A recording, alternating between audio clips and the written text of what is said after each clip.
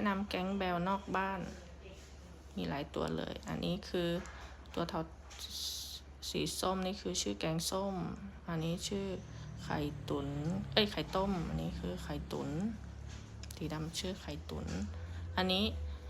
ชื่อไข่เจียวจะคล้ายแกงส้มหน่อยตัวนี้อันนี้ชื่อพี่สายยันนะคะมาจากแมวเป้าก็เลยตั้งว่าสายยันเป็นแมวจรแถวบ้านแต่ชอบมาเล่นบ้านนี้มาเล่นกับแกงส้มสีกันอันนี้แกงส้มนะนางจะชอบนั่งอยู่บนรถชั้นบอกก็ไม่เชื่อมานั่งทุกวันอันนี้แกงส้มกับไข่เจียวชอบเล่นกันเหมือนกันเหมือนแฝดแต่จะดูความแตกต่างได้ที่หางไข่เจียวจะหางยาวแกงส้มจะหางสั้นนะนี่แกงส้มกับไข่ตุ๋นไข่เจียวไข่ตุ๋นกับพี่สายัน